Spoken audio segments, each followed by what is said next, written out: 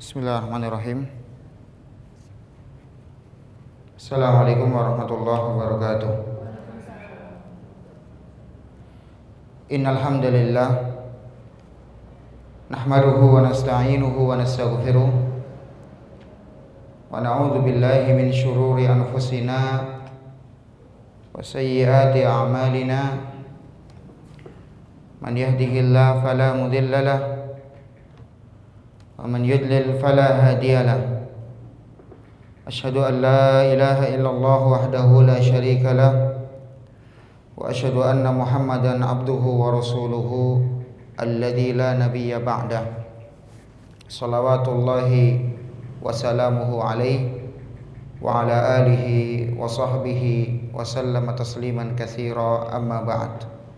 Kita panjatkan segala puji dan syukur kepada Allah Subhanahu wa taala atas segala karunia, nikmat, hidayah dan inayah yang Allah berikan kepada kita, sehingga pada kesempatan siang yang berbahagia ini kita bisa berjumpa dalam rangka kita tawasau bil haqqi wa tawasau bis sabr. Kemudian salawat teriring salam semoga tercurahkan kepada junjungan dan qudwah kita Nabi besar Muhammad sallallahu alaihi wasallam, kepada keluarga beliau, para sahabatnya, serta umatnya yang setia mengikuti tuntunan beliau hingga hari kiamat nanti. Para hadirin dan hadirat yang dimuliakan oleh Allah Subhanahu wa taala, pada kesempatan siang ini dengan izin Allah, materi yang akan kita bahas berjudul Salat Lahir dan Batin. Sedikit prolog sebelum kita membahas inti dan tema pembahasan. Kalau kita mendengar berita-berita tentang kaitannya dengan kasus-kasus kriminal yang ada di negara kita, berita di TV, berita baik media cetak maupun elektronik, yang sering diberitakan adalah kasus kriminal apa, ibu-ibu dan bapak-bapak di sini? Perampokan. Karena baru anget kemarin perampokan. Sebelumnya ada yang lebih hot lagi, korupsi. Ya kan? Media massa ini paling hot kasus masalah korupsi. Bahkan di negeri kita konon sampai-sampai karena saking parahnya korupsi yang melanda negeri kita ini sampai masuk peringkat ke-5 besar dari 146 negara. Prestasi ya? Ya bukan, korupsi kok prestasi. Ya. Nah ini, kadang kita merasa miris dan sedih. Dan yang lebih menyedihkan lagi, ternyata banyak dari para koruptor-koruptor yang tertangkap. Ini yang belum tertangkap, kita nggak tahu.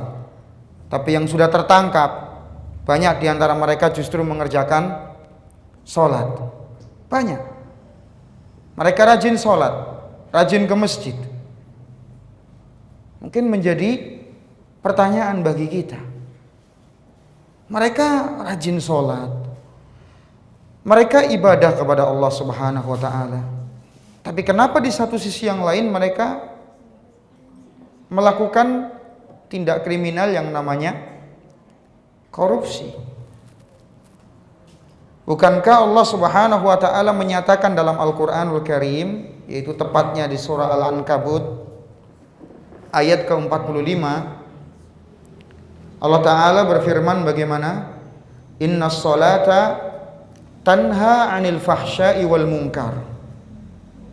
Sesungguhnya salat itu mencegah dari perbuatan fahsya, perbuatan-perbuatan keji dan perbuatan mungkar. Perbuatan fahsya, perbuatan keji itu apa? Salah seorang ahli tafsir yang bernama Syekh Abdurrahman bin Nasir As-Sa'di rahimahullah dalam tafsirnya mengatakan bahwa yang dimaksud dengan fahisyah adalah segala hal yang itu jelek, berupa perkataan maupun perbuatan. Itu fahisyah. Segala hal yang jelek, baik dari ucapan maupun perbuatan. Adapun mungkar, ya, mungkar itu adalah segala hal yang diingkari oleh akal dan fitrah. Ini mungkar. Korupsi, perbuatan keji dan mungkar enggak? Hadirin dan hadirat yang di sini? Jelas. Korupsi, perbuatan keji dan mungkar. Nah, bagaimana kecocokan dengan ayat ini? Sementara kita saksikan banyak dari para koruptor itu mengerjakan salat. Iya. Sehingga di sini perlu kita perhatikan bahwa jangankan dosa korupsi, ya. Di sana ada dosa yang lebih besar daripada korupsi, banyak.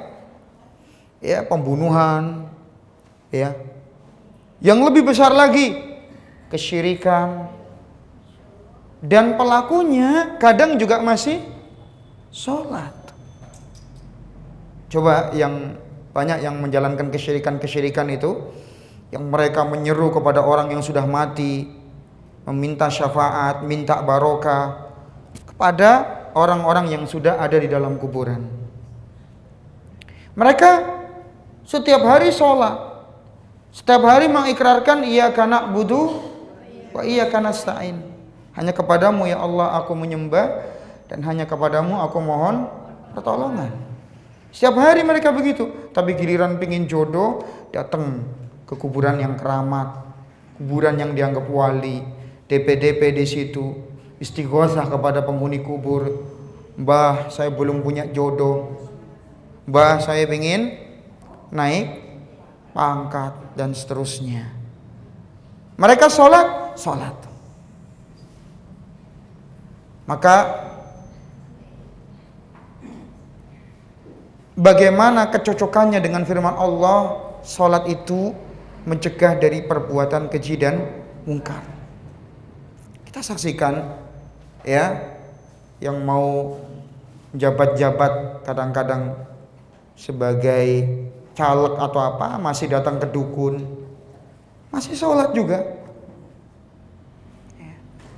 Maka dalam hal ini perlu diperhatikan para hadirin wal hadirat, Bapak Ibu sekalian.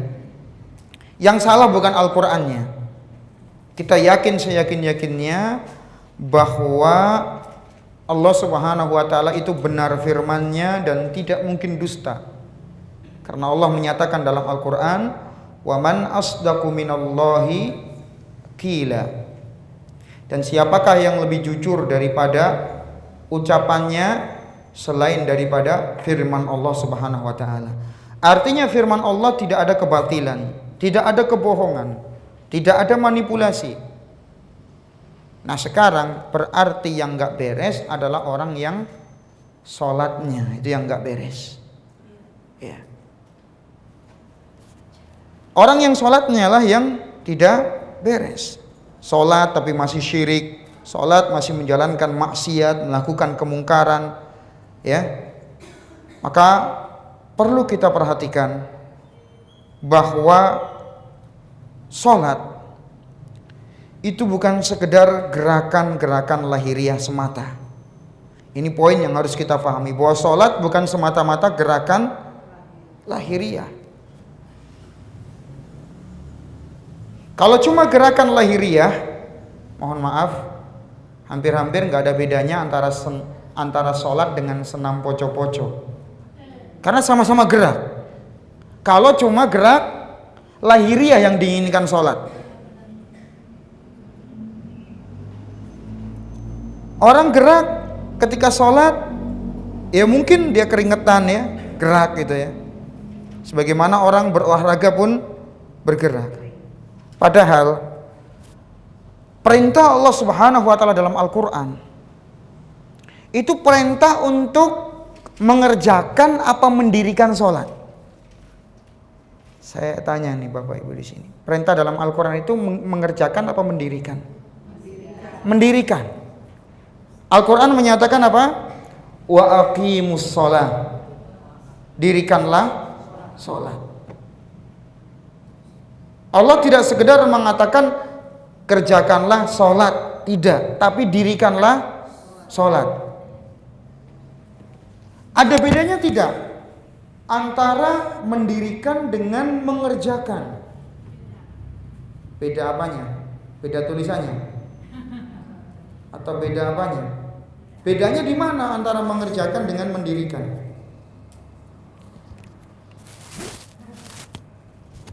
Nah, apa bedanya?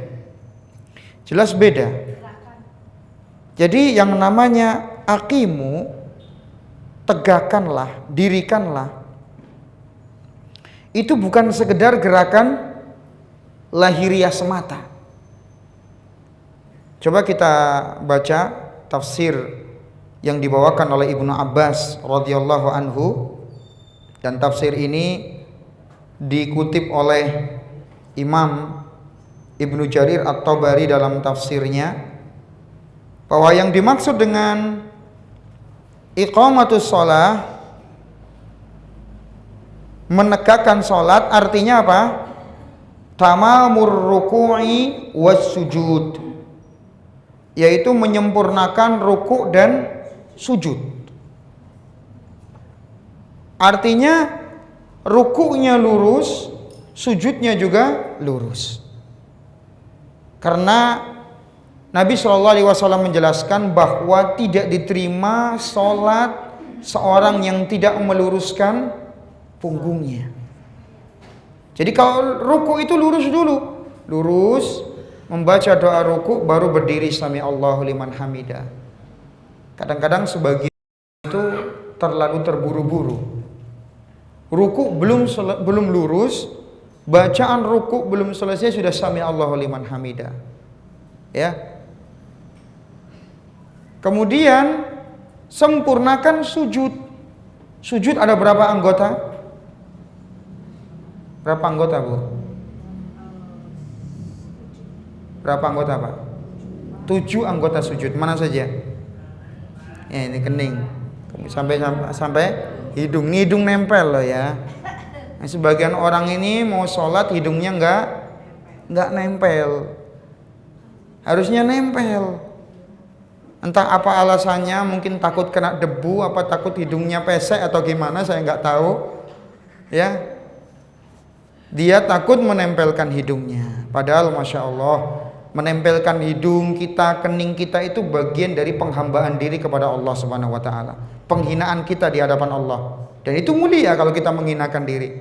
Nabi SAW saja pernah ketika sholat malam, ya, beliau sujud di atas tanah yang becek sampai apa? Ya, mengenai kening beliau. Santai saja beliau. Kalau sekarang kita lihat, walhamdulillah masjid-masjid itu karpetnya udah halus, bahkan sebagian tempat sudah dikasih pewangi. Masih takut pula untuk menempelkan hidung. Kadang masih bawa lagi sejadah dari rumah. Lah buat apa? Padahal sudah bagus, itu karpet sudah bersih. Nabi SAW saja sampai menghinakan diri begitu sedemikian rupa di hadapan Allah Subhanahu Wa Taala. Ya, maka jangan hanya karena alasan ada debunya di mana di karpet atau di masjid kemudian kita nggak mau nempelkan hidung kita atau alasan-alasan lain. Iya. Kemudian anggota yang lain apa? Kedua telapak tangan, kemudian kedua lutut, kemudian jari jemari kakinya, ini ditegakkan kakinya ya. Itu anggota-anggota sujud. Jumlahnya berapa jadinya? 7 anggota sujud. Ini dijaga baik-baik, jangan sampai sujud kita ini salah. Kemudian lurus punggungnya ketika sujud. Baca bacaan sujud baru kemudian bangun dari sujud. Nah ini. Kemudian kata Ibnu Abbas, wat tilawatu wal khusyu' wal iqbalu 'alaiha. Kemudian memperbagus dalam tilawah, dalam bacaan. Kalau baca ini disempurnakan, diperbagus bacaan tajwidnya. Jadi jangan sampai imam itu ketika mengimami dia tidak paham bacaan Al-Quran, bacaannya salah-salah. Bahkan untuk membaca Al-Fatihah saja tidak lancar misalnya. Ini jangan sampai demikian. Kemudian wal khusyuk, kemudian perbagus khusyuk. Nanti insyaallah akan kita jelaskan lebih mendetail tentang khusyuk. Wal iqbali 'alaiha, dan totalitas dalam menghadap Allah Subhanahu wa taala. Karena ketika kita sholat, kita sedang menghadap siapa? Menghadap Allah Azza wa Jalla, Raja di raja yang tidak ada raja yang lain. Kalau kita dipanggil ke istana presiden, menghadap Bapak Presiden, berani tidak kita membunyikan ponsel, apalagi ponselnya bunyinya lagu dangdut misalnya. Malulah kita lah. Bunyi tutut saja kita sudah malu. Tapi sebagian orang Masya Allah itu saking tidak pedulinya, HP-nya itu mengganggu satu masjid, satu jamaah itu terganggu gara-gara HP dia bunyi. Saya ingat dulu ada orang itu HP zaman klasik itu ada dering bunyinya bayi, enggak, bayi ketawa ngekek itu. Itu pas bunyi itu yang di sampingnya sampai ketawa dia, batal sholatnya. Gara-gara ketawaan anak kecil. Nah sekarang lebih varian lagi, ya. Baru Allahu Akbar sudah keluar suara sakitnya di sini. Nah ini kan kita musibah yang seperti ini. Seolah-olah menghadap Allah itu sesuatu yang remeh, yang biasa. Padahal coba kalau dia menghadap presiden kayak gitu, kondisinya apa nggak malu, nggak punya muka tuh. Ya, ini menghadap Allah Subhanahu wa taala, bukan siapa-siapa lagi. Seharusnya kita lebih totalitas, ya. Perhatikan HP kita, silent, matikan kalau perlu. Ya. Matikan. Ngapain sih orang ngubungi ketika kita sholat, kan gitu. Nah, maka totalitas dalam mengerjakan sholat. Kemudian pikiran kita ini juga fokus, merenungi setiap bacaan yang kita baca. Bacaan-bacaan tersebut kita renungi maknanya, baru kita bisa totalitas. Karena sebagian orang ini dengan sholat justru jadi ingat semuanya, ingat barang yang hilang, ingat HP ketinggalan di sono, ya, ingat ini, ingat itu, semuanya ingat jadinya ketika sholat. Dari mana itu? Dari syaitan. Ini memang ada syaitan khusus yang diutus oleh iblis khusus untuk mengganggu sholat. Namanya syaitan apa itu? Syaitan khinzab. Coba kalau kita membaca, ada sebuah buku bagus, khinzab. Khinzab pakai kha, nun, zai, ba. Khinzab. Nah, itu detasemen khususnya iblis untuk mengganggu orang sholat. Perlu saya tulis apa enggak? Tulis, pakai Arab aja ya. Iya, saya tulis.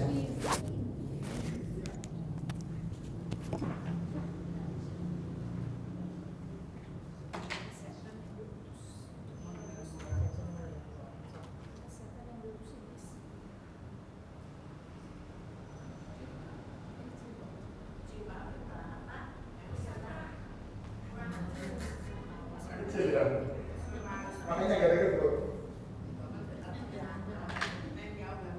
Ya, kayak tadi ya. Salah udah jelas ya. Nah, Hinzab. Ini ada titiknya ya, ya.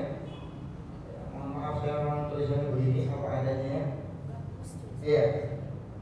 Ini detasemen khususnya iblis yang ditugaskan untuk mengganggu orang yang sholat, gitu ya. Iblis itu punya tentara macam-macam. Saya sedikit ini aja lah menjelaskan sebagai tambahan ya, bahwa di sana ada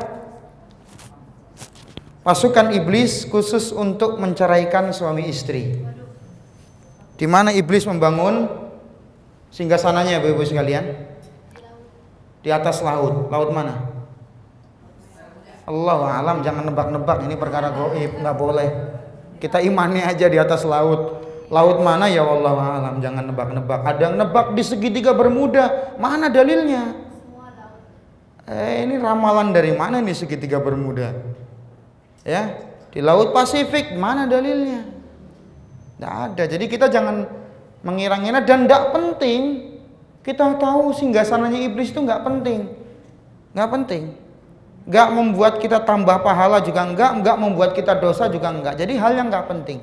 Intinya kita imani Rasul mengkabarkan iblis membangun singgasananya di atas laut, di atas air. Nah dari situlah iblis mengutus bala tentaranya.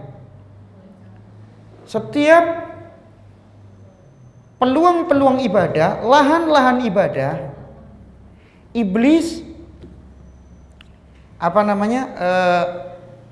mengutus pasukan-pasukan khususnya, termasuk untuk mengganggu orang sholat, menceraikan suami istri. Jadi kalau udah suami istri cerai, datang dia melapor, udah cerai, ini dikasih mahkota sama iblis. Saya nggak tahu namanya, karena saya belum kenalan. Ini karena ada hadisnya, jadi saya kenal. Ya, saya jadi ingat. Dulu pernah saya, salah seorang syekh kita ditanya ya, dan juga ada ulama pernah ditanya seperti ini. Ada pertanyaan, iblis itu istrinya berapa gitu? Poligami apa enggak iblis? Apa cintanya setia satu gitu? Apa kata syekhnya? Oh, saya nggak tahu karena saya nggak hadir di walimahnya iblis gitu. Jadi nggak tahu nih, berapa istrinya ya. Nah, jadi nggak tahu ya. Sama juga ini yang tugasnya menceraikan, siapa namanya wallah. Tapi yang jelas ada tugasnya masing-masing dari syaitan tersebut. Makanya ada kitab yang sangat bagus namanya Ighatsatul Lahfan min Masaidis Syaitan, karya Imam Ibnul Qayyim, kurang lebih 2 jilid ya. Ini kitab membahas tentang tipu daya iblis dalam menyesatkan manusia. Ighatsatul Lahfan min Masaidis Syaitan, kitab yang sangat bagus. Nah, di situ disebutkan apa saja tugas-tugas syaitan, trik-triknya syaitan dalam menyesatkan manusia. Ya, saya nggak tahu ya buku ini sudah diterjemahkan ke bahasa Indonesia atau belum, saya kurang begitu paham dan kurang mengikuti perkembangan ya. Tapi kalau di kitab cetakan Arab yang pernah saya lihat itu sekitar 2 jilid. Nah, jadi syaitan akan mengganggu sholat setiap orang yang mengerjakan sholat, sampai lupa berapa rakaat yang sudah dilakukan, rakaat kedua apa ketiga, bahkan yaitu tadi seperti sudah kita jelaskan, setan akan mengingatkan kepada dia barang-barang dia yang hilang, itu jadi ingat. Iya. Nah ini, jadi dari sinilah pentingnya kita totalitas dalam menghadap kepada Allah Subhanahu wa taala. Makanya harus kita camkan bahwa ini kita menghadap siapa ketika sholat? Menghadap Allah Subhanahu wa taala, bukan menghadap siapa-siapa. Nah, kalau tidak terpenuhi hal-hal di atas, yang terjadi sholatnya hanya sekedar sholat. Seperti kita dijelaskan tadi di muka, hanya gerakan anggota badan semata. Makanya kita sering saksikan yang seperti ini. Ada di Indonesia ini rekor sholat tercepat di dunia. Bukan di negara lain, Mesir, bukan di Turki, bukan di Saudi, bukan di India, tapi di Indonesia. Sholat tarawih 23 rakaat plus witir hanya dalam waktu 8 menit. Kayaknya perlu pakai helm ini, pakai safety. Subhanallah, ini 23 rakaat ya, dengan witirnya cuma 8 menit. Allahu Akbar, Allahu Akbar, Allahu Akbar. loncat sampai ya. Masya Allah. Kalau saya pegel terus terang kalau sholat begitu tuh, dan perut terasa sakit. Mendingan kalau mau senam sekalian gitu. Ya. Taib. Jadi ini hal yang kita saksikan di negara kita. Mana khusyuknya ya enggak? Mana tumaknina, mana perenungan bacaan. Kalau tarawih di masa Nabi itu sampai para sahabat itu begitu selesai tarawih langsung pulang. Kenapa langsung pulang? Khawatir nggak kedapetan sahur. Kenapa? Tarawihnya panjang tapi ada istirahatnya. Tarawih itu kan dari kata roha, sholat yang dikerjakan dengan santai, gitu loh. Tidak apa? Buru-buru, tidak. Kalau mungkin punya alasan, oh kalau begitu nanti nggak banyak orang tarawih dan seterusnya. Nah, mengajak orang itu ya memang perlu kesabaran, ya. Mengajak orang bisa tarawih betul memang tidak gampang, ya. Tapi perlu kesabaran, ya. Yang terpenting kalaupun tidak panjang sekali ya kita pun tidak mampu ya mengamalkan seperti yang diamalkan sahabat. Paling tidak, ya, kalaupun 23 rakaat dia kerjakan, ya kerjakanlah selazimnya 23 rakaat. Artinya standar lah dengan standar khusyuk, tumaknina, tidak buru-buru. Kalaupun yang dibaca surat-surat pendek nggak usah cepet-cepet. Saya pernah ya sekali itu kejebak di sebuah masjid yang sholatnya cepet.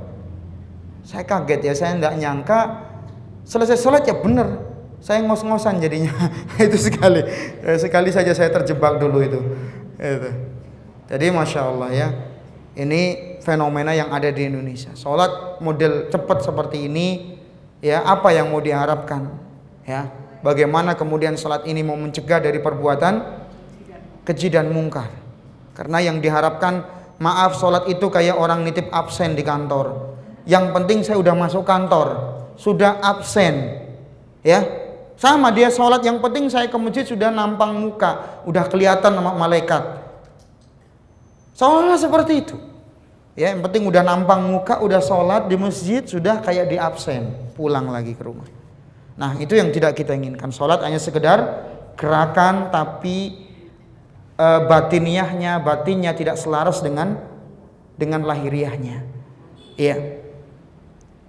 Maka inilah mengapa sholat seorang tidak bisa mencegah dari perbuatan keji dan mungkar. Sehingga di sini kita akan bawakan pernyataan dari Abul Aliyah. Nanti insya Allah saya catat ya Bu ya. Atau ada ibu yang mau nyatet juga boleh Bu, satu orang. Yang tulisannya bagus. Ya kalau ada yang mau. Atau saya dikte aja ya, lebih enak ya. Saya dikte aja pelan-pelan. Nanti kalau minta diulang-ulang lagi saya. Ya? Ya saya malu ya, tulisan saya agak kurang anu. Iya. Ini tulisannya menggunakan tulisan Latin. Iya, nggak apa-apa lah. Saya dikte aja nggak apa-apa ya, Bu ya. Iya. Yang tadi perbuatan keji dan mungkar dalam sholat batinnya tidak selaras dengan apa katanya? Tidak selaras dengan lahiriah. Artinya lahiriahnya cepet-cepetan begitu ya, tidak merenungi bacaan tadi, sekedar gerakan saja. Hati kemana melayang, tak nggak jelas kemana, nggak fokus. Itulah kenapa sholat seorang tidak bisa mencegah dari perbuatan keji dan mungkar. Iya. Selanjutnya ada pernyataan bagus dari salah seorang tabi'in yang bernama Abul Aliyah. Abul Aliyah pakai ain. Ya. Kalau orang Jawa biasanya bilang Abul Ngaliyah. Kalau orang Jakarta Abul Aliyah itu. Kalau Arab enggak, Abul Aliyah pakai ain. Ya. Beliau menyatakan inna sholata fiha salasu khisal. Dalam sholat ada 3 hal. Dalam sholat ada 3 hal. Fakullu sholatin la yakunu fiha syai'un min hadhil hilal falaisat bisalah. Setiap salat yang tidak ada padanya tiga hal ini, setiap salat yang tidak ada padanya tiga hal ini, maka tidak disebut salat.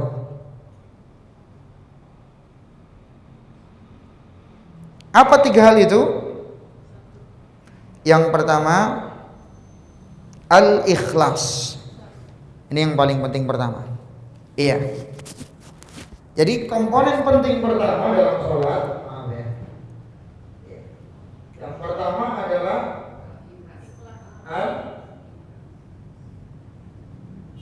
al-ikhlas.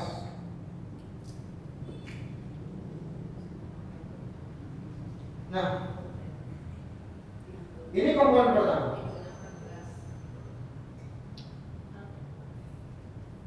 Kemudian yang kedua apa? Wal khasyatu. Rasa khasyah, rasa takut. Kalau ikhlas tahu ada terjemahannya ya. Yang kedua adalah al khasyah.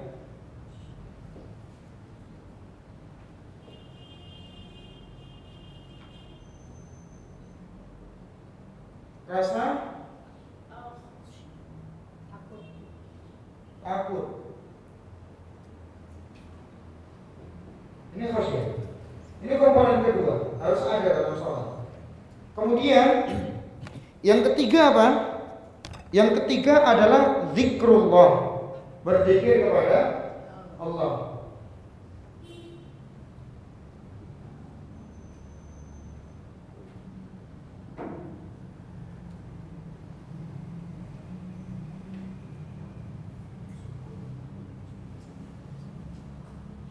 Ya, zikrullah itu apa? Zikir kepada Allah. Ini tiga komponen ini harus ada pada sholat. Iya.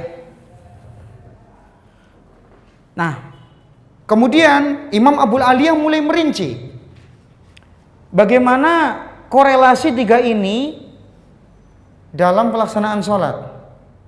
Yang pertama, fungsi ikhlas itu untuk apa? Fal ikhlasu ya'muruhu bil ma'ruf. Fungsi ikhlas adalah memerintahkan kepada yang ma'ruf. Nanti insyaallah kita tuliskan. Ini fungsi ikhlas, memerintahkan yang ma'ruf, sehingga sholatnya akan memerintahkan dia kepada yang ma'ruf. Kemudian yang kedua, khasyah, rasa takut. Tanhahu anil munkar, ya, melarang dia dari perbuatan mungkar. Adapun yang ketiga adalah zikrullah ya'muruhu wa yanha. Adapun zikir kepada Allah fungsinya adalah untuk menghimpun dua-duanya. Amar ma'ruf juga iya, nahi mungkar juga iya. Baik. Jadi kita ulang lagi. Salat kata Abu Aliyah harus terkumpul kepadanya tiga komponen. Apa yang pertama? Kita ulang lagi. Ikhlas yang pertama. Yang kedua adalah khasyah, rasa takut, dan yang ketiga adalah zikrullah, zikir kepada Allah Subhanahu wa taala. Tanpa tiga hal ini, beliau nyatakan ini bukan termasuk salat. Nah, sekarang apa tadi fungsi ikhlas? Fungsinya adalah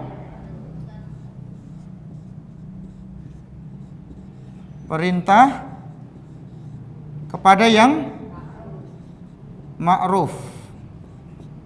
Ini fungsinya. Jadi seorang akan bisa memerintahkan kepada yang ma'ruf, akan termotivasi untuk menjalankan amar ma'ruf yang lainnya, perbuatan ma'ruf yang lainnya dari ikhlas ini. Ya, sehingga seorang yang sudah kehilangan keikhlasan, sholatnya misalnya supaya dipuji, ya, ada mertuanya datang, sholat di sampingnya, masya Allah, kadang takbiratul ihramnya diulang-ulang. Padahal takbiratul ihram itu sekali, bukan 5 kali. Ya mungkin rasanya kurang srek ya, wadah mertuanya jadi Allah Akbar gitu ya. Ini ada mertuanya datang. Jadi ada unsur ingin dilihat. Ya. Makanya seorang yang memperbagus sholatnya karena ingin dilihat oleh orang lain, ya, ada orang yang dihormati, itulah kata Rasul disebut dengan syirik khafi. Syirik khafi adalah kata Rasulullah SAW, yakumur rajul fayuzayyinu salatahu lima yara min nadhari rajuli ilaih. Yaitu seorang berdiri untuk sholat, dia percantik, dia poles sholatnya. Kenapa? Karena ada yang nyambangi, ada yang ngelihat. Nah, itu dipercantik sholatnya. Padahal biasanya kalau sholat biasa aja. Mertua datang langsung sholatnya. Sholat malamnya dikerasin bacaannya, yang dibaca Al-Baqarah lagi. Biar mertuanya ya adalah tujuan-tujuan. Atau mungkin karena sholat di samping orang yang punya pangkat, punya jabatan, punya kedudukan, sehingga dipercantik, dipoles sholatnya. Sama. Sehingga sholat yang tidak ikhlas akan menyebabkan perbuatan ma'ruf yang lain kacau. Makanya benar dia bilang, kalau bagus sholatnya, bagus amalan yang lain. Semua bergantung kepada apa? Sholat. Makanya Nabi SAW menyatakan, awwalu ma yuhasabu bihil abdu yaumal qiyamah min amalihi sholat. Amal pertama yang dihisab oleh Allah Subhanahu wa taala pada hari kiamat adalah sholat. Kalau baik, fa in salahat faqad aflaha wa anjah. Kalau baik maka dia beruntung dan selamat. Artinya seluruh amal yang lain pun akan baik. Nah, maka ini pentingnya ikhlas. Jadi perhatikan. Sebelum kita sholat jamaah, sebelum kita sholat di rumah ya, bagi yang laki-laki berjamaah, bagi ibu-ibu misalnya sholat di rumah, perhatikan niat sholat kita ini untuk siapa dulu. Ya, ini paling penting. Termasuk kita pergi ke majelis ta'lim. Untuk apa kita ngumpul di sini nih? Niatnya apa? Tapi niat kita daripada di rumah bete suntuk nggak ada teman, mending saya ngumpul di masjid, banyak di sini teman-teman. Ya, jangan seperti itu ya. Tapi niat kita adalah menghilangkan kebodohan dalam diri kita dan mengamalkan ilmu tersebut dan mengajak orang lain ya untuk mengamalkan ilmu tadi. Jadi niat ikhlas itu penting. Ya, fungsi daripada ikhlas adalah memerintahkan yang ma'ruf. Selanjutnya kita masuk poin kedua, yaitu khasyah, rasa takut dalam sholat. Fungsinya apa tadi?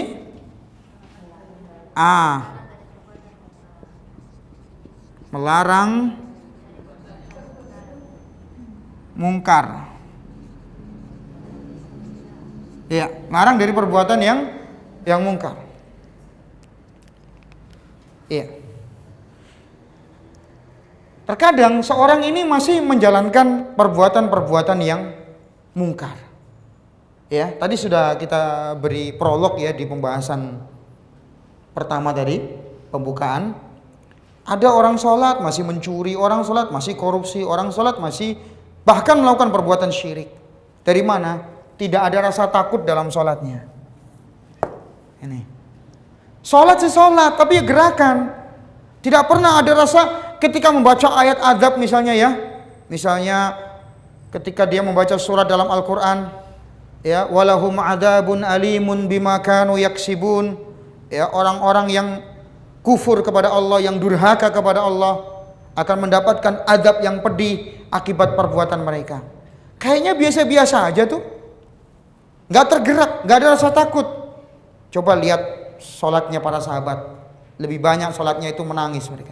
Abu Bakar As-Siddiq baru sedikit membaca ayat Quran sudah menangis beliau. Itu Abu Bakar As-Siddiq. Sampai-sampai ketika Rasulullah SAW perintahkan muru Abu Bakrin falyusalli bin nas, perintahkan Abu Bakar untuk sholat mengimami manusia, Aisyah protes dan istri-istri Nabi yang lain. Wahai Rasulullah, Abu Bakar itu gampang menangis, khawatirnya nanti manusia enggak dengar bacaan beliau. Maka Rasul tetap katakan muru Abu Bakrin falyusalli bin nas. Tetap Abu Bakar yang jadi imam. Itu Umar bin Khattab sama. Beliau juga luar biasa tangisannya ketika membaca Al-Quran. Dan ingat, itu bukan tangisan yang dibikin-bikin. Bukan tangisan yang dibikin-bikin. Kalau tangisan yang dibikin-bikin sih bisa aja. Karena imamnya nangis, kita pun jadi nangis. Padahal kalau sudah selesai sholat, bu kok tadi sholatnya nangis? Masya Allah, dengar bacaan imamnya ini ternyuh saya. Ya, tapi paham gak bacaannya?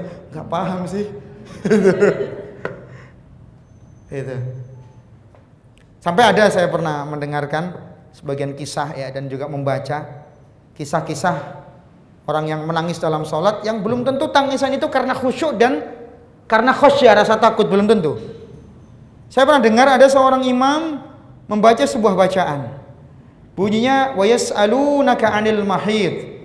Qul huwa adan fa'tazilun nisaa fil mahid. Maka imam ini menangis membaca surat ini. Wa yas'alunaka 'anil mahid. Dan mereka bertanya kepadamu wahai Nabi tentang wanita yang haid. Qul huwa adan fa'tazilun nisaa fil mahid. Katakanlah bahwa haid itu kotor, penyakit. Maka jauhilah wanita-wanita istri-istri kalian ketika sedang haid. Ini imamnya nangis yang baca bacaan ini. Yang di belakangnya juga ikut nangis herannya. Ditanya, kamu tadi kenapa nangis? Ya lihat Anda nangis. Kamu nggak tahu ikut-ikutan. Saya ini nangis karena apa?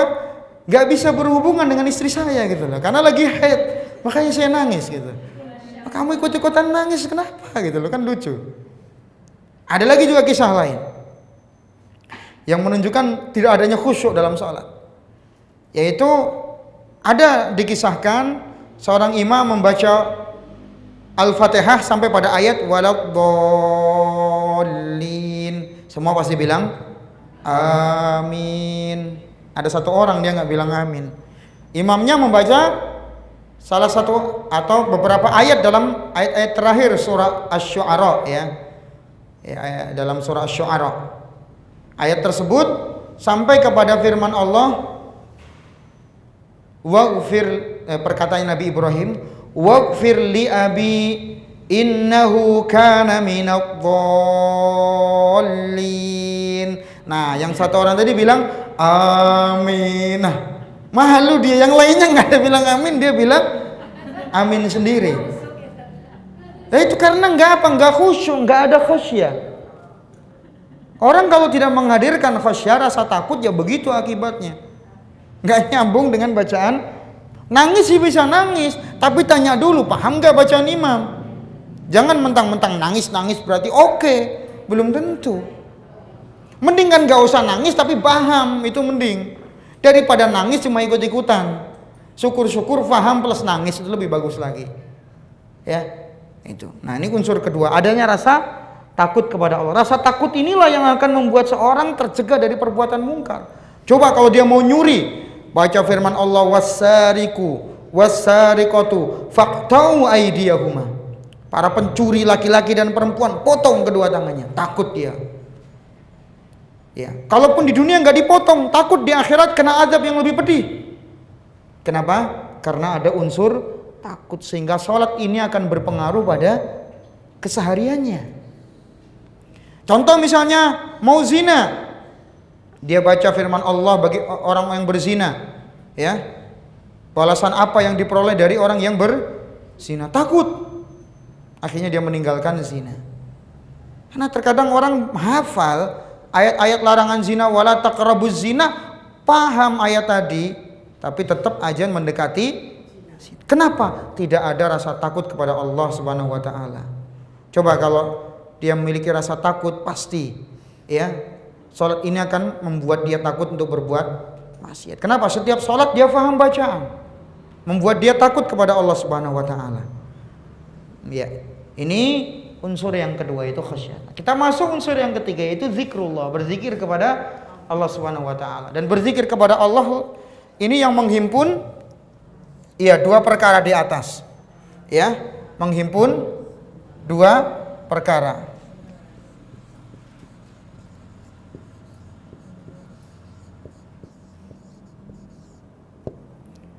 Dua hal di atas. Ya. Dua hal apa? Ya ini tadi. Menghimpun ini. Ini iya, ya. Ini juga iya, kena semuanya. Kenapa?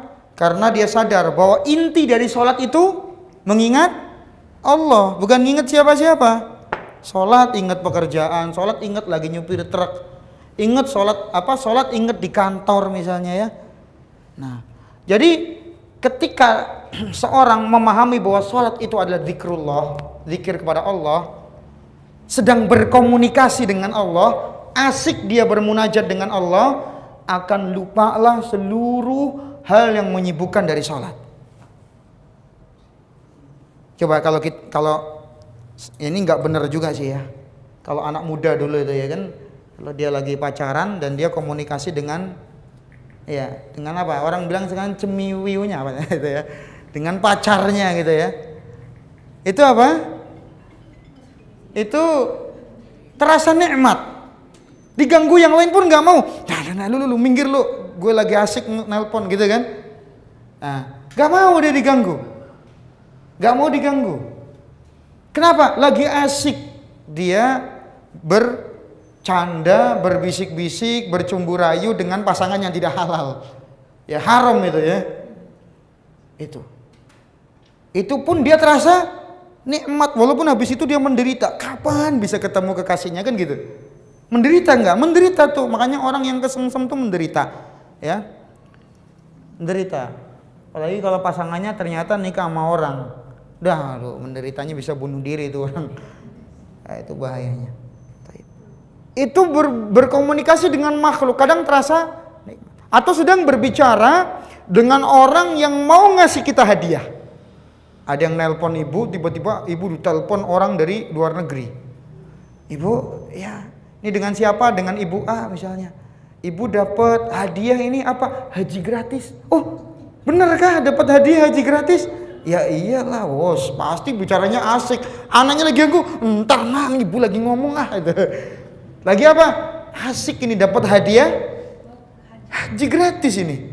Pasti berbicaranya asik dan gangguan lain pun enggak terasa. Tahu-tahu anaknya loncat dari ranjang jatuh. Baru terasa. Loh, nak kolana ya. Ternyata apa? Gara-gara keasikan nelpon dengan orang yang ngasih dia gratis berangkat haji.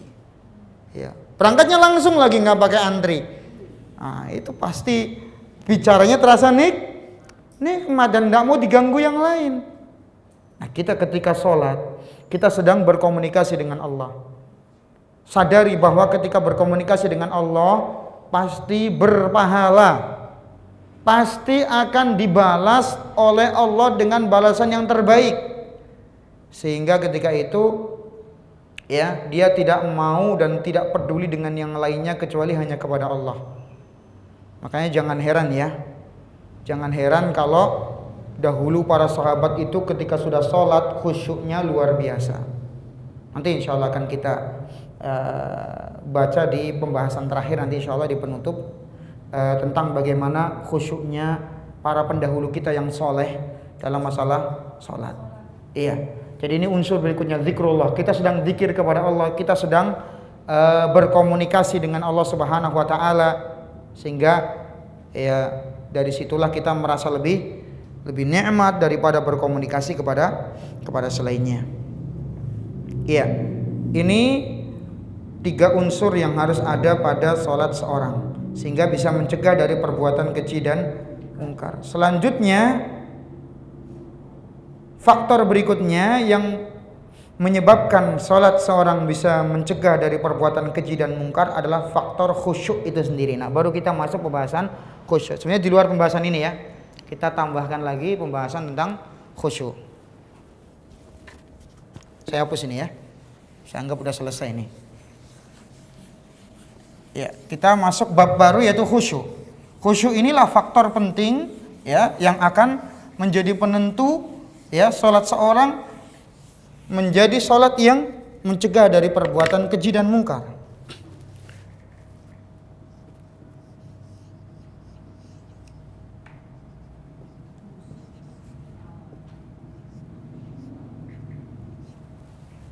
Khusyuk. Apa itu khusyuk? Sering kita mendengar orang mengatakan sholat tuh yang khusyuk ya, taklim tuh yang khusyuk, jangan ngobrol sendiri ya Bu ya. Nah, apa itu khusyuk? Apa Pak? Fokus. Terus Serius, apa lagi? Iya, artinya khusyuk secara bahasa maknanya apa? Maknanya adalah as-sukunu.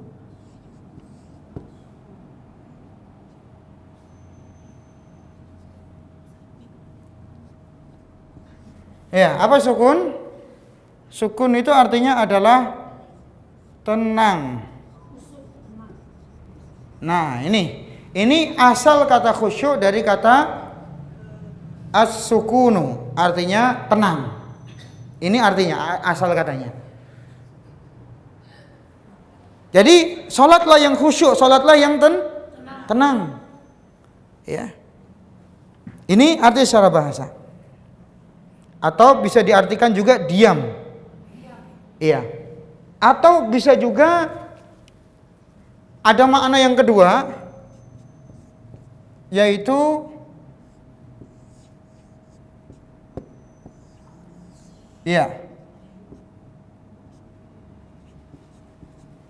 at-tazallulu. At-tazallul itu artinya merendah. Iya, merendahkan diri di hadapan Allah. Jadi tenang, diam, merendah. Ini 3 hal yang ada pada yang namanya khusyuk. Sukun, at-tazallul. Tenang dan merendah atau diam. Baik, jelas ya, ini makna khusyuk. Berarti khusyuk harus tersusun, ya, harus ada padanya 3 unsur tadi. Ketenangan, ya, kemudian diam dan merendah atau ketundukan. Dan ini dijelaskan oleh Imam Ibnu Rajab. Imam Ibnu Rajab dalam kitabnya Jami'ul Ulum wal Hikam. Jami'ul Ulum wal Hikam, Syarah Arba'in Nawawiyah, beliau menjelaskan bahwa khusyuk tersusun dari ketenangan atau yang disebut dengan sukun, ya, merendah atau tadallul, kemudian as-sukut yaitu diam. Ya.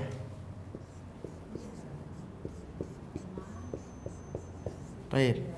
Ini 3 unsur ini harus ada pada yang namanya khusyuk. Kalau sekarang perhatikan. Pertama, tenang. Perhatikan ini, poin ini. Orang sholat sudah Allahu Akbar, garuk kanan, garuk kiri. Itu tenang nggak? Mungkin dia bisa beralasan, Satya, khusyuk kan tempatnya di hati. Betul. Ibnu Rajab mengatakan bahwa pangkalnya khusyuk itu di mana? Di hati. Pokoknya khusyuk itu di hati, betul. Karena khusyuk itu asalnya amalan hati. Tapi berpengaruh kepada amal. Kalau khusyuk hati, harusnya khusyuk anggota badan. Maka orang-orang sudah Allahu Akbar masih ngerapin peci kan, peci kiri, belum puas. Nah, belum puas lagi masuk ke saku, buang, garuk kanan, garuk kiri. Nah, itu. Nah, ini tentu menafikan yang namanya sukun, tenang. Itu. Padahal ya, Nabi SAW ya, ketika sholat ya beliau tenang, ya. Posisi rusuknya itu kembali kepada tempatnya masing-masing. Ya, tidak miring kanan sholat sambil begini atau sambil begini sholatnya, enggak. Ya, karena saya beberapa kali kita saksikan ya, ada orang itu sholat tapi masih gerakannya ya tidak beres, oleng kanan, oleng kiri, artinya tidak tenang. Ya. Ini tentu menafikan khusyuk, meniadakan khusyuk. Harusnya seorang kalau khusyuk anggota badannya juga khusyuk, hatinya juga khusyuk, anggota badan pun khusyuk. Ya. Makanya Nabi SAW pernah Umar bin Khattab pernah melihat ada orang sholat sambil begini. Apa? Sambil begini. Ia menaikkan punggung dan merendahkan leher. Ada orang enggak begitu? Ada. Gini. Kok sampai segitunya? Katanya biar khusyuk, katanya. Maka ditegur oleh Umar bin Khattab, ya sahibar raqabah, wahai orang yang merendahkan lehernya. Khusyuk itu bukan di leher, tapi khusyuk di mana? Walakin khusyuk hahuna. Khusyuk ini di hati, tapi punya pengaruh dalam anggota badan tentunya. Sehingga Aisyah pernah melihat ada orang yang tidak beres anggota badannya, maka ditegur sama Aisyah. Lau khasha'at hadza la khasha'at jawarihuhu, kata Aisyah. Kalau khusyuk orang ini pasti khusyuk pula anggota badannya. Kalau hatinya khusyuk pasti anggota badannya ikut khusyuk, nggak mungkin nggak itu. Ini unsur pertama dalam khusyuk, yaitu sukun, tenang, ya. Gitu. Berikutnya at-tadallul, merendah di hadapan Allah Subhanahu wa taala atau menghinakan diri di hadapan Allah Subhanahu wa taala. Baik. Jadi ingat, lupakan pangkat kita ketika sholat. Kalau sholat kita merasa, oh saya di masjid ini yang nyumbangnya paling banyak. Ingat, Allah nggak butuh sholat dia dan nggak butuh sumbangnya, nggak usah nyumbang lagi kalau gitu. Masih banyak orang yang ikhlas nyumbang. Kalau kita masih merasa apa? Tinggi ketika sholat. Ingat, ucapan pertama kita apa? Allahu Akbar, Allah maha tinggi, gak ada yang lebih tinggi daripada Allah. Kok kita masih ngerasa saya yang paling tinggi nyumbangnya buat masjid, saya orang paling senior di sini, paling sepuh, saya orang paling alim, paling pinter? Gak boleh. Berarti apa? Allahu Akbarnya ini dusta. Bilangnya Allahu Akbar tapi masih keakuannya masih ditonjolkan dalam sholat. Ini jadi harus merendah. Ingat, Allah tidak membedakan saf sholat. Gak ada saf depan, safnya orang konglomerat yang hartanya 2 miliar ke atas, enggak. Saf kedua untuk yang hartanya ratusan juta, enggak ada. Allah enggak bedakan. Siapa yang datang dulu saf, ya udah datang dulu, dia dapat saf pertama, kan gitu. Enggak ada dibagi ini. Nanti untuk yang paling miskin silahkan di emperan masjid. Enggak ada. Walau dia paling miskin, tapi dia datang pertama di saf pertama, ya dia berhak dengan saf pertama. Nggak ada pembagian saf untuk seterat. Nggak ada juga kalau dia miliarder sholatnya boleh pakai kursi empuk. Ada? Nggak ada. Semua sholat sambil berdiri, semua sujud. Nggak ada sujudnya orang kaya pakai bantal yang empuk, bantal yang bisa mijit-mijit sini. Nggak ada. Semuanya sujud di lantai yang sama, karpet yang sama, imamnya sama, satu masjid. Nggak ada bedanya. Allah nggak bedakan. Kenapa? Karena Nabi SAW mengatakan, innallaha la yanzuru ila suwarikum wala ila amwalikum walakin yanzuru ila qulubikum wa a'malikum. Allah itu tidak lihat rupa-rupa kalian, dan Allah juga tidak lihat harta kalian, tapi Allah lihat hati dan amal kalian. Tuh, Allah lihat hati kita dan amal kita. Jadi mau kulit putih, mau kulit sawo mateng, mau kulitnya kuning, mau kulitnya hitam, kalau hatinya baik Allah muliakan. Mau kulitnya putih mulus tapi hatinya busuk, Allah enggak muliakan. Jadi tidak ada kemuliaan dengan rupa, dengan harta, enggak, tapi hatinya yang membuat dia mulia. Iya. Jadi ini ada unsur merendah di hadapan Allah. Ingat, dia ini bukan siapa-siapa dia di hadapan Allah. Coba perhatikan bahwa dia ini kecil, makhluk kecil di bumi. Bumi ya, dibandingkan dengan benda-benda langit yang lain sudah kecil. Dia hidup di bumi seberapa sudah? Dengan gunung nggak ada apa-apanya juga dia. Jangankan gunung, baru sakit gigi aja udah nggak bisa beraktivitas. Berarti dia makhluk yang lemah. Sama, mau miliarder mau nggak miliarder, namanya udah sakit gigi tetap aja terkapar di kasur. Ya, kalau sudah kena penyakit kronis tetap aja dirawat. Memang ada bedanya, menunjukkan manusia itu lemah. Ingat, jadi hadirkan sikap merendah, ya, tadallul, hina di hadapan Allah Subhanahu wa taala, bahwa dia ini bukan siapa-siapa. Kalau sholat tidak menghadirkan kehinaan di hadapan Allah, nah, makanya jangan sok ya Bapak Ibu sekalian, kalau sudah masuk masjid, sebagian orang itu sok kalau sudah masuk masjid. Itu loh, masjidnya ini kayak nggak dibersihin gitu kadang-kadang. Masjidnya kotor banget sih. Padahal kalau dia dibilang rumahnya kotor aja nggak mau. Mau bu rumah kita dibilang sama orang rumah kita kotor? Ini rumah Allah dibilang kotor. Masya Allah ya. Rumah sendiri kalau dibilang kotor aja nggak terima kan gitu. Enak aja rumah saya kotor gitu ya. Ini masjid diajak masjidnya apa? Kadang-kadang terlalu banyak ribut. Nah ini, jadi hadirkan sifat tadallul. Ini khusyuk. Kemudian berikutnya sukut ya, diam. Artinya tidak bersuara ya, dalam artian tidak boleh berbicara ketika sholat ya, nggak boleh ya. Bahkan mengucapkan yarhamukallah dalam sholat saja tidak boleh ya. Pernah terjadi di zaman Nabi, ada seorang sahabat yang bersin kemudian mengucapkan alhamdulillah. Rasul tidak menegur ketika mengucapkan alhamdulillah, tapi ada sahabat lagi mengucapkan yarhamukallah. Nah ini baru ditegur sama Nabi SAW. Selesai sholatnya baru ditegur ya, dengan cara yang baik. Akhirnya orang ini tahu. Jadi diam ya dalam sholatnya, termasuk juga dalam hal ini dia tidak berbicara dalam hatinya, termasuk bagian dari diam. Artinya juga jangan berbicara. Percuma sholat kalau hatinya ngomong. Contoh ya, lagi Allahu Akbar ya, laki-laki misalnya terlihat di kaca di depan ada cewek lihat, cantik bener misalnya, ini kan udah ngomong, hatinya ngomong ya, nggak batal sholatnya enggak, tapi hatinya ikut ngomong. Ini meniadakan khusyuk. Jadi Rasul SAW memerintahkan la yuhaddisu fihi ma nafsa. Dalam sholat itu hatinya jangan ngomong. Bener-bener semua dijaga, mulut nggak ngomong, hati juga nggak ngomong. Tapi kalau masih sholat, mikirkan aduh hutangku nih nggak lunas gitu lah, hatinya ngomong gitu, ngenes gitu.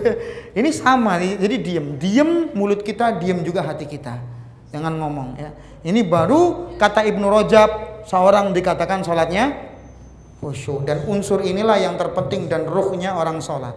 Sehingga Rasul pernah menjelaskan bahwa pertama yang diangkat dalam diri seorang adalah khusyuk. Ini amal pertama yang terangkat dalam diri seorang, amal khusyuk. Sehingga hampir-hampir kita ke masjid ya, tidak ada orang yang khusyuk kecuali hanya beberapa orang saja ya, hanya beberapa orang saja. Karena memang khusyuk itu amalan hati ya. Terlihat mungkin sebentar seperti fisiknya terlihat tenang, tapi hatinya entah kemana, sehingga tidak khusyuk. Baik, ini 3 unsur penting ya, menjadikan salat seorang khusyuk ya.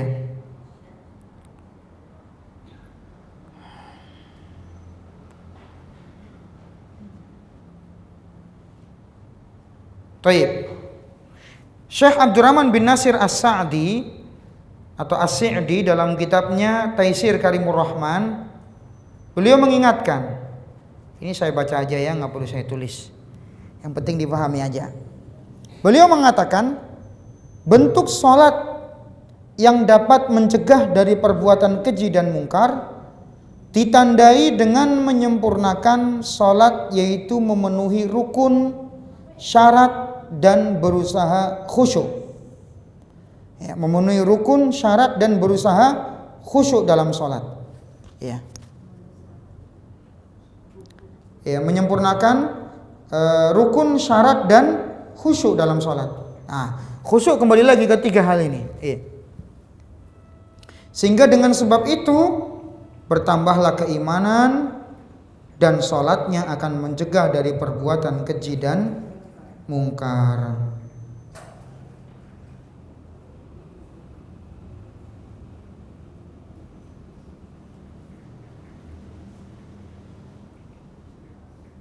Baik. Ya. Saya kira kita tutup dengan kisah ya. Kisah bagaimana khusyuknya para ulama kita, para salaf kita, agar kita termotivasi. Walaupun kita tidak seperti mereka nggak masalah. Yang penting kita mencontoh mereka, walaupun tidak persis seperti mereka. Karena Nabi SAW pernah mengatakan almar'u ma'a man ahabba, orang itu bersama dengan yang dicintai ya. Sudah ada pertanyaan ya. Orang itu akan bersama dengan yang dicintai ya. Kalau kita cinta sahabat, cinta para orang-orang yang soleh, kita pun akan dibangkitkan bersama mereka, walaupun kita tidak beramal seperti mereka iya. Kisah pertama adalah seorang sahabat yang bernama Abbad bin Bishr radhiyallahu an.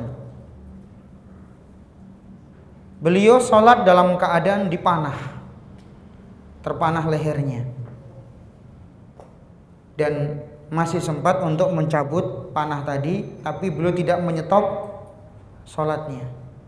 Kok bisa ya? Orang dipanah kok tetap nikmat sholat? Kok bisa? Kita kembali ke logika tadi. Orang ya lagi teleponan dengan kekasihnya, ya, dia ditepuk kepalanya dari belakang sama temennya, mungkin nggak begitu kerasa. Kenapa?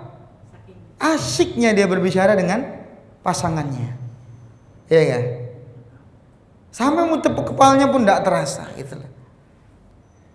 Nah itu salah satu contoh aja. Digigit nyamuk pun nggak terasa. Makanya banyak kadang-kadang kita saksikan orang itu teleponan sama pacarnya ngumpet-ngumpet di mana? Di kebun. Padahal di kebun tuh banyak nyamuk. Nggak peduli, yang penting bisa teleponan dengan yang disenangi gitu. Walaupun itu maksiat ya. Ya kalau sama istrinya sih lain urusan ya. Ini kadang dengan pasangan yang tidak sah. Ya. Kadang-kadang orang ya kalau teleponan dengan istrinya baru sebentar udah bosen. Giliran telepon dengan ya wanita lain yang nggak jelas bisa betah-betahan telepon lama. Setan. Menjadikan terasa nikmat ya.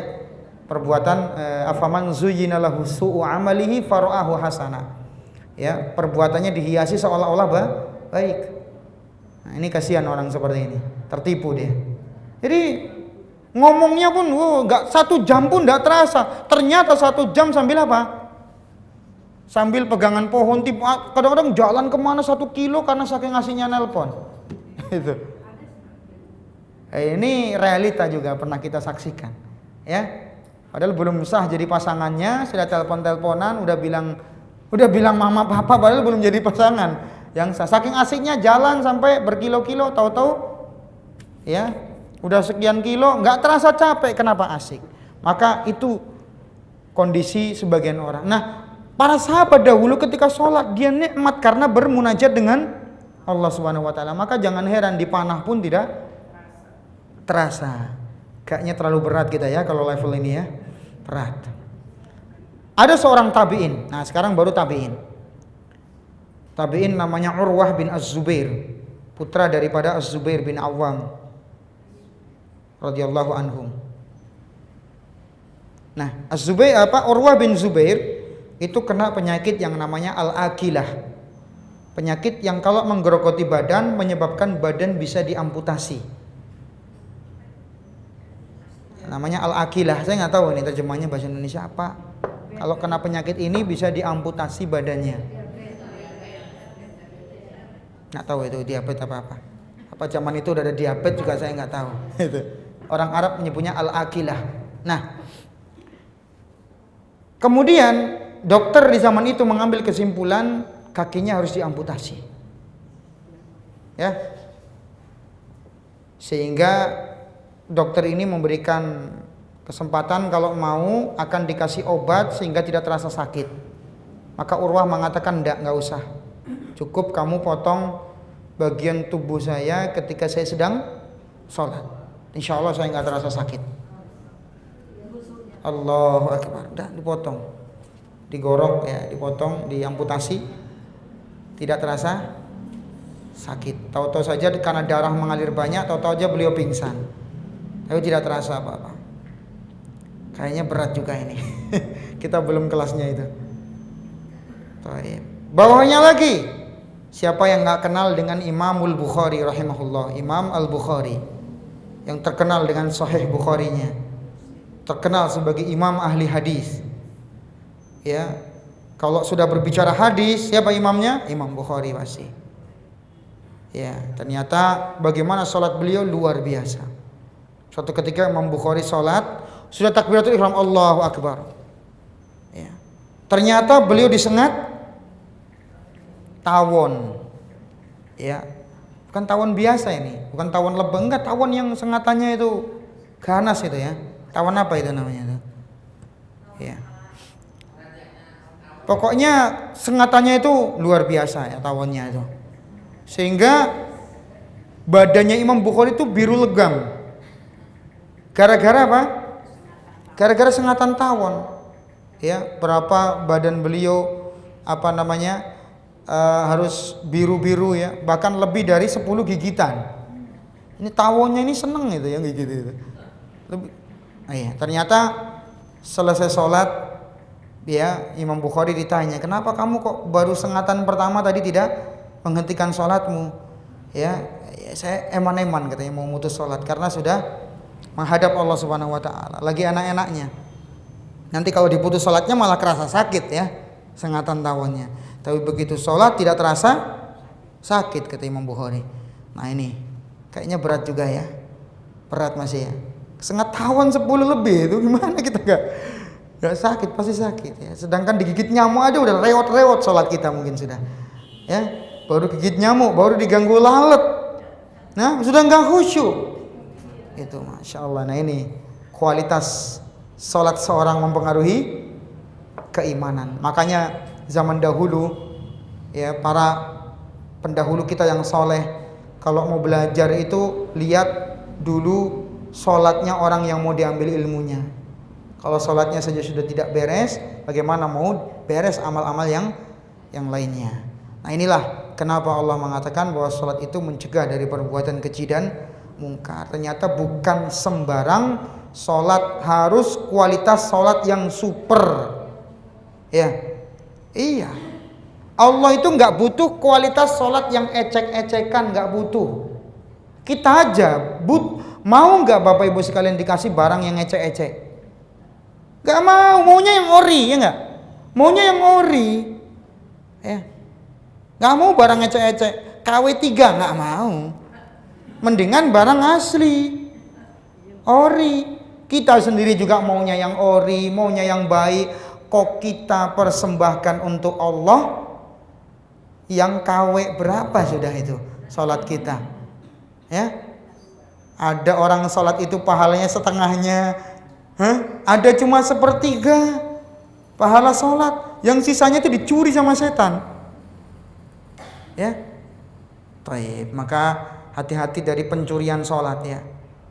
Bagaimana orang mencuri dalam sholat itu sejelek-jelek pencuri ya. Rasul katakan sejelek-jelek pencuri adalah orang yang mencuri sholatnya. Gimana? Gak menyempurnakan ruku dan sujud, sholatnya cuman asal cepet. Nah itu kata Rasul para pencuri dan sejelek-jelek pencuri ya. Wallahu ta'ala a'la wa a'lam bishawab. Ini yang mungkin bisa dibahas. Selanjutnya kita bahas beberapa pertanyaan ya. Pertanyaan pertama, ini 3 pertanyaan langsung. Yang pertama, Ustadz, saya kok selalu membayangkan kalau Allah itu besar, duduk di kursi di arsy langit ke-7. Apakah bayang itu datang dari setan? Ya iyalah, jelas datang dari setan. Ya, tidak ada ayat menjelaskan Allah itu duduk di kursi, enggak. Itu. Tidak ada ayat Allah itu kemudian ada ayat menjelaskan Allah berselimutkan langit dari mana? Enggak ada. Bahkan Allah di atas arsy jauh lebih besar daripada kursi. Seperti kalau kita ibaratkan seperti uang logam dilempar kemana? Di tengah-tengah ya, seperti tameng, itu kan kecil, gak ada apa-apanya. Dan Allah lebih besar daripada arsy. Arsy saja udah makhluk Allah paling besar. Nah ini jelas bayangan yang tidak benar. Itu tadi pertama, bayangan ini dari syaitan. Maka Nabi menganjurkan kalau kita diganggu dalam sholat, maka membaca ta'awudz, kemudian meniup ringan ke arah kiri ya. Jangan ludah, beneran dah, meniup ringan ke arah kiri, maksudnya ludah di sini, meniup ringan ke arah kiri ya. Maka ini setelah dipraktekkan oleh sahabat, hasilnya beliau nggak pernah diganggu lagi ya. Itu tadi, siapa yang menyebabkan gangguan bayangan ini? Setan. Siapa tadi namanya? Khinzab ya, kata Nabi SAW. Dibayangkan yang macam-macam sehingga sholat kita nggak konsen, nggak fokus. Maka tolak tadi dengan baca ta'awudz ya, a'udzubillahi minasyaitonirrajim atau a'udzubillahis samiil alim minasyaitonirrajim min hamzihi wa nafthihi wa nafthihi ya. Min hamzihi dari bisikan-bisikannya, wa nafthihi tiupan-tiupannya syaitan ya, wa nafsihi, dan senandung-senandung setan. Sekali ke kiri ya, Kak? 3 kali. Iya. Walaupun lagi sholat ya, Ustaz? Hah? Walaupun lagi sholat. Walaupun lagi sholat. Ya kalau nggak sholat ya mana diganggu kan gitu. Namanya saja sedang sholat kan gitu. Diganggunya ketika sholat. Iya.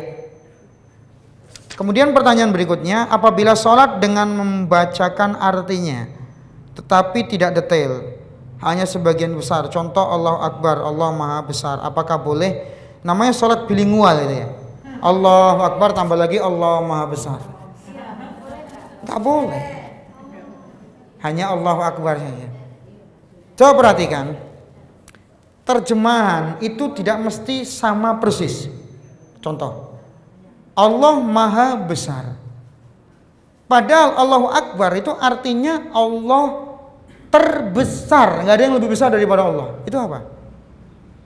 Itu susah ya, kalau terjemah ke bahasa Indonesia susah. Karena bahasa kita tidak bisa mengimbangi bahasa Arab. Nggak bisa. Sulit. Bahasa kita nggak bisa mengimbangi bahasa Arab. Jadi ucapkan saja Allahu Akbar, jangan diganti-ganti. Ya, dan ingat, yang beragama Islam dari zaman Nabi pun tidak cuma orang Arab. Salman Al-Farisi agamanya apa? Kebangsaannya apa? Persia, bukan orang Arab. Pernah nggak kemudian Salman Al-Farisi ketika Allahu Akbar diterjemah pakai bahasa Persia? Nggak pernah. Cukuplah hati kita saja. Allahu Akbar, hati kita udah klop. Oh, maksudnya Allah Maha yang terbesar gitu loh. Itu udah dicamkan aja dalam hati kita, nggak usah diucapkan pakai lisan, nggak perlu. Itu ya, cukup dalam hati kita kelopkan seperti itu. Nah, makanya sekali lagi sholat bilingual juga adanya cuma di Indonesia. Di Malang kemarin munculnya kalau nggak salah ya. Siapa yang memunculkan sholat ini? Apakah ustadz? Apakah ulama? Bukan, mantan petinju. Masya Allah, hebat bener. Nggak tahu habis ditinju atau gimana terus muncul ide begitu. Itu sholat bilingual dan sudah dikecam oleh MUI, dikecam oleh para ulama-ulama kita. Ini nggak bener sholat begitu. Ya, sholat terjemah pakai bahasa Jawa. Ya nanti yang orang Sunda pakai bahasa Sunda, ya orang Betawi pakai bahasa Betawi, rusak sholatnya jadinya. Ya, dan seterusnya. Maka tidak benar. Baca dengan bahasa Arab. Rasul katakan shollu kama ra'aitumuni usolli. Salatlah seperti kalian melihat aku salat. Sudah, nggak usah ditambah-tambah ya, nggak usah dimodifikasi, nggak perlu. Salat yang diajarkan Nabi Muhammad sallallahu alaihi wasallam sudah bagus, tidak perlu dimodif-modif lagi. Ibadah itu tinggal kita ittiba, nyontoh Nabi. Tidak perlu apa? Memodifikasi ibadah. Kalau dunia ya silakan aja dimodifikasi. Tapi kalau ibadah jangan. Ibadah sudah sempurna, jangan kita tambah-tambahin lagi. Iya. Kemudian pertanyaan yang ketiga, apabila saya sedang wudu lalu ada yang memanggil, apakah boleh bicara memanggil panggilan tersebut? Boleh. Boleh ketika wudu seorang berbicara, tidak ada larangan. Ya, tidak ada larangan sama sekali dan tidak ada hadis-hadis yang melarang hal tersebut. Jadi boleh seorang berbicara ketika wudu. Jadi wudu itu bukan sholat ya. Wudu bukan sholat, sehingga nggak apa-apa orang wudu menjawab salam, assalamualaikum, waalaikumsalam, atau berbicara ya masalah, nggak ada larangan. Iya. Tidak dimakruhkan juga, apalagi kalau ada perlu. Dimakruhkan kalau ngomongnya nggak bagus, ya ngomongnya nggak begitu manfaat, ya. Lagi wudu ngomongin harga BBM naik lagi dah, harga pajak itu makruh. Ngapain ngomong-ngomong gitu wudu aja pakai ngeributin harga naik gitu loh. Menjadi dosa kalau wudu sambil gibah, baru dosa. sambil wudu itu loh Bu, tetangga sebelah itu cerewet itu loh, cerewet juga. Itu kan gibah sudah namanya itu. Sama, jadi dosa itu. Dosanya bukan karena wudunya ngomong, nggak, karena gibahnya itu yang bikin dosa. Udah wudu gibah lagi kan, masya Allah. Ya, jadi kalau sekedar ngobrol biasa, apalagi ada kepentingan, misalnya lagi wudu, ya minta, nah tolong sekalian ambilin sikat gigi itu di sana, boleh, tidak masalah, dan tidak dimakruhkan. Ustadz, ada saudara yang suka membuat masalah. Saya ingin menghindarinya agar tidak mendatangkan kebencian. Bila perlu tidak usah bertemu. Apakah itu memutus silaturahmi dan apakah berdosa? Iya. Perhatikan di sini bahwa Nabi SAW menganjurkan kita untuk bersabar menghadapi sikap kasar dari orang-orang yang masih punya hubungan silaturahmi dengan kita. Beliau pernah ditanya tentang afdhalus shadaqah, sedekah apa yang paling afdal? Maka Nabi SAW mengatakan ala dzirrahimil kasyih, sedekah yang diberikan kepada orang yang punya hubungan silaturahmi dengan kita dan dia jahil sama kita, suka ngerjain kita. Justru sedekah kepada dia termasuk afdal sedekah, seutama-utama sedekah. Berat enggak? Ya jelas berat, makanya Nabi katakan seutama-utama sedekah. Maka dari situ Nabi tidak perintahkan kita mutus. Tak boleh. Dia jahat betul, dia berbuat zalim kepada kita. Tapi apa? Usahakan jangan kita yang memutus tali silaturahmi. Kalau ternyata dia yang memutus, ya sudah. Yang penting kita berusaha Kalau ternyata dia yang memutus, sudah berarti bukan kita yang berdosa. Usahakan jangan kita yang memutus tali silaturahim. Ya, hati-hati. Memutus tali silaturahim itu jelas berdosa. Ya, berdosa karena banyak ancaman-ancamannya. Ya, Nabi sendiri pernah mengatakan sallallahu alaihi wasallam, la yadkhul jannata qati'. Tidak masuk surga orang yang memutus, kata beliau, qati'ir rahim. Orang yang memutus silaturahim. Nah, sekarang apa manfaatnya kita diperintahkan sabar, ya enggak? Sabar. Jadi selagi kita masih bisa ucapkan salam, kita masih bisa berbuat baik. Jadi jangan kita yang memutus dulu. Kalau ternyata kita yang diputus, usahakan kita berusaha menyambung. Ya. Kalau ternyata yang disambung enggak mau, ya sudah, yang penting kita sudah berusaha. Jangan pernah muncul dalam diri kita, seolah-olah kok kayak ngemis. Kayak kita menghinakan diri gitu ya. Bukan menghinakan diri, tapi kita lagi cari pahala. Kalau anggapan kita mau nyambung tali silaturahmi, kita menghinakan diri, salah. Makanya usahakan bagaimana caranya kalau sudah putus, kitalah yang berusaha minta maaf. Barangkali mungkin memang kita yang salah. Kalaupun benar-benar kita di pihak yang benar, tidak ada salahnya juga kalau kita yang minta maaf ya kepada kakak kita atau siapa yang memang itu punya hubungan silaturahmi dengan, apalagi sama ibu, bapak. Ini naudzubillah, kadang-kadang anak itu saking egoisnya, ibunya pun diputus silaturahminya. Naudzubillah min dzalik. Ya, hati-hati nih. Kalau sama orang tua udah anggap aja kita yang salah, udah. Anggap aja kita yang salah. Mungkin kita kayaknya benar tapi sebenarnya kita yang salah. Minimal kita salah karena nggak memperhatikan hak dia, itu saja sudah. Ya. Dan mungkin orang tua nggak mau ngomong ke kita salah kita sehingga kita nggak tahu. Maka udah, Kak, jangan cari masalah sama orang tua ya, apalagi sama ibu kita. Ya. Usahakan kita yang minta maaf dulu, kita nyambung silaturahim dulu, paman kita, bibi kita ya. Nah, ini jadi sikap egois ini harus dikesampingkan ya. Sementara menyambung tali silaturahmi itu pahalanya besar. Ya, Nabi SAW pernah mengatakan laisal wasilu bil ata. Menyambung tali silaturahmi yang sejati bukan membalas kebaikan. Kakak saya ngasih saya uang, otomatis besok saya mau membalas sebagai rasa terima kasih. Oh, adik saya ngasih saya oleh-oleh, otomatis besok kita pingin ngasih oleh-oleh kepada adik kita. Itu wajar kalau begitu. Itu namanya ya menyambung silaturahmi tapi yang biasa-biasa aja. Sifatnya hanya mempererat kekerabatan. Tapi menyambung silaturahmi yang sejati, kata Nabi, walakinnil wasilu alladzi idza quti'a rahimuhu wasalaha. Menyambung tali silaturahmi yang sejati adalah ketika diputus silaturahminya dia sambung kembali. Coba, apa arti menyambung? Menyambung apa Pak Bu?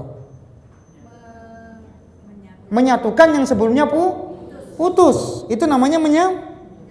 Berarti menyambung tali silaturahmi, menyambung yang sebelumnya hubungan kita putus dengan orang yang punya rahim dengan kita, yang satu rahim dengan kita. Ini bukan maksud saya silaturahim itu kunjungan ya Bu ya. Karena dalam bahasa Indonesia, ayo kita silaturahim ke rumah Pak Lurah, maksudnya mengunjungi Pak. Saya habis silaturahim di rumah Pak Guru, artinya mengunjungi Pak. Bukan itu maksud saya. Silaturahim dalam istilah syar'i, yaitu menyambung yang ada hubungan rahim dengan kita. Masih keluarga kita, kerabat kita, itu maksud saya silaturahmi, bukan silaturahmi dalam bahasa Indonesia, bukan. Nah, jadi karena menyambung, namanya menyambung pasti sebelumnya apa? Putus. Jadi kita sambung, itu baru silaturahmi. Tapi kalau kita masih gengsi-gengsian, enggak, sampai hari kiamat gua tuntut lo katanya. Nah, itu namanya bukan menyambung tali silaturahmi, memutus namanya. Ya. Sampai hari kiamat kagak ada maaf buat lo. Nah, sama, itu namanya apa? Memutus tali silaturahmi. Seharusnya apa? Seharusnya disambung, menyambung kembali. Jadi yang sebelumnya putus disambung kembali. Itulah namanya menyambung tali silaturahmi. Jadi tidak benar ya, meskipun kita dimusuhi, bagaimana kita bersabar ya. Usahakan tetap balas dengan kebaikan. Insya Allah ya, dengan kita balas dengan kebaikan, yang sebelumnya musuh akan menjadi teman. Al-Quran sendiri mengatakan idfa' billati hiya ahsan. Ya, balaslah keburukan dengan kebaikan. Fa idzal ladzi bainaka wa bainahu adawah ka'annahu waliyyun hamim. Dan apabila yang sebelumnya antara kamu dengan dia ada permusuhan, maka akan menjadi teman akrab. Ingat, kalau orang yang jahat dengan kita, kita balas dengan kebaikan, maka insya Allah orang tersebut akan menjadi teman akrab kita. Ini Al-Quran yang ngomong. Ini Al-Quran yang ngomong. Minimal kalaupun tidak bisa kita balas dengan kebaikan, enggak usah kita balas. Minimal itu. Enggak usah kita urus. Capek. Nah, bikin penyakit juga. Minimal enggak usah diurus. Itu minimal. Ya. Ustaz, kalaupun balas jangan balas yang lebih. Enggak boleh. Ingat, Nabi SAW mengatakan al-mustabbani maqala fa'alal badi ma'lam ya'tadil madlum. Dua orang yang saling mencela, dosanya kepada orang yang mencela pertama, selama yang dicela tidak membalas dengan balasan yang lebih. Kalau ada kita dicela, dasar bego, kita balas dengan lu juga bego. Ya, itu seimbang. Tapi kita jadi nggak dapat pahala nanti. Dosa nggak dosa kita. Ya, yang pertama itu yang mencela yang dosa. Ya. Tapi kalau kita balas, bego, dungu, nggak tahu diri, orang hina, kan balasannya jadi lebih banyak, kita dosa. Mendingan diem aja sudah enak. Sabar akan menghasilkan pahala. Ingat ya kaidah ini. Kalau kita berarti orang sayang sama kita. Karena kalau dia mencela berarti menghadiahkan pahalanya untuk orang. Dihadiahi pahala nggak mau. Nanti di akhirat ibu nggak nyari emas, perak, nggak ada di akhirat. Yang dicari siapa yang dulu mencela saya ambil pahalanya. Nggak ada. Kalau diganti dengan uang mending. Ini minta apa? Pahala ditransfer gara-gara apa? Mencela. Makanya kalau dicela sabar dan bersyukur. Ya, Al Hasan Al Basri pernah dicela dan dilaporkan oleh muridnya, Anda dicela oleh orang begini-begini. Oh, dicela ya, nggak apa-apa. Beliau buatkan kue, makanan lah begitu. Dihadiahkan. Katakan kepada si fulan bahwa Al Hasan Al Basri berterima kasih karena engkau telah berbuat baik kepadanya. Yaitu menghadiahkan. Nah, jadi kalau kita habis celah sama orang yang punya hubungan kerabat dengan kita, nggak apa-apa. Yang habis celah kita besok kasih kue brownies, nggak apa-apa. Ya, insya Allah nggak jadi nyelah. Ini saya celah lagi, kasih lagi kue yang lain. Nah, itu ya, biar balas keburukan dengan kebaikan, biar pahala kita tambah banyak. Insya Allah ya. Nanti yang nyela bingung dia, kok saya nyela kok malah dikasih brownies. Nah, itu kan dari balas keburukan dengan kebaikan ya. Lain halnya kalau kriminal ya. Kalau udah urusannya sampai ke kriminal ya nanti pihak berwajib yang menangani ya. Kalau sudah sampai kriminalitas. Ini selama cuma urusan pribadi biasa gitu ya. Ustadz, dari umur berapa anak kita ajarkan untuk khusyuk? Ya. Taib. Nabi SAW mengatakan muru auladakum bis shalah wa hum abna'u sab'i sinin wadribuhum 'alaiha wa hum abna'u 'ashrin. Al hadis. Ya, perintahkanlah anak-anak kalian untuk sholat ya ketika berumur 7 tahun dan pukullah dengan pukulan yang mendidik ya, bukan pukulan yang melukai tapi mendidik. Itu pada umur 10 tahun ketika nggak mau sholat ya. Nah, berarti umur 7 tahun udah diajari sholat. Tentu ya sholatnya anak kecil ya dimaklumilah masih begitu-begitu ya. Dari mana kita ajarkan ya? Ya sambil ngajari sholat, ya sambil ngajari khusyuk, dengan khusyuk yang bisa dipahami sama bahasanya anak, Bu. Contoh, nah kalau sholat ya tenang, nggak boleh sambil lari-lari ya. Sholat nggak boleh sambil ngobrol. Ya kan tadi khusyuk berapa unsur? Ajarkan sholat. Anak itu ketika sholat tenang, jangan garu-garu kanan, garu-garu kiri, ya kan? Dari mulai awal sholat sudah kita ajarkan, walaupun belum direalisasikan, gak apa-apa. Ajari lagi, jangan bosan-bosan. Anak itu suka lupa ya. Kadang-kadang udah kita kasih tahu, nah kamu kalau Ramadan puasa, tahu-tahu dia lari capek, mutus puasanya beli es cendol misalnya. Jangan capek-capek kita mengajari anak, ya. Ajari ya otomatis kalau sholat itu ya tenang, ya merasa rendah gitu ya, kemudian diam, jangan ngobrol ketika sholat. Nah itu juga kita ngajari khusyuk kan gitu. Walaupun mengajari butuh waktu. Dari mulai awal sholat sudah kita ajarkan. Walaupun khusyuk sesuai dengan apa? Kemampuannya anak kecil itu ya. Kemampuannya anak kecil itu ya. Sambil berjalan ya, sambil pelan-pelan, sambil rutin, jangan bosan-bosan orang tua. Ketika anaknya lagi sholat, lari-lari dikasih tahu sholat tuh nggak boleh lari-lari. Itu kan ngajari khusyuk. Iya, jadi dari mulai anak sudah faham tentang sholat, sudah diajarkan sholat, ya ajarkan pula khusyuk ya. Khusyuk tentunya dengan menyesuaikan dengan kemampuan anak kecil ya. Tentu kalau kita detailkan ya tidak paham namanya anak kecil, tapi sesuaikan dengan kemampuan dia ya. Paling tidak ajarkan supaya sholat itu tenang, sholat itu diem, sholat itu apa? Ya merendah ya, tidak sholat sambil lari-lari, sholat sambil ketawa-ketawa, sambil ngobrol. Nah ini juga termasuk mengajarkan khusyuk kepada anak. Wallahu taala alam biswab. Silakan. Yang tadi mengenai sholat dengan membacakan artinya, maksudnya kita melafazkan bahasanya Arab, Allahu Akbar, tapi dalam hati kita mengartikan dengan bahasa Indonesia boleh nggak? Ya kalau dalam hati kan otomatis kita merenungi, kan otomatis kita merenungi artinya. Tapi ya tidak perlu, perhatikan, tidak perlu perenungannya itu sampai seperti kayak baca terjemahan, nggak perlu. Otomatis Bu, kalau kita ucapkan Alhamdulillahirabbil alamin, otomatis dalam bayangan kita apa? Allah, Rabb semesta. Tapi nggak perlu sambil otak ini segala puji bagi Allah. Artinya otak kita, hati kita sambil kayak membaca terjemahan, enggak.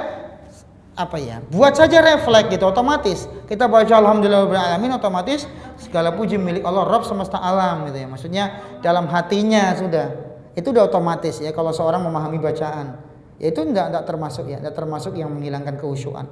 Lain halnya kalau itu diucapkan tadi kayak salat bilingual, tentu enggak benar. Nah, cukup ya kalau enggak ada. Kita tutup majelis kita. Apabila ada kebenaran maka itu semata-mata datang dari Allah Subhanahu wa taala, dan apabila ada kekeliruan saya mohon maaf atas segala kekeliruan yang ada, dan kita tutup majelis kita dengan doa kafaratul majelis.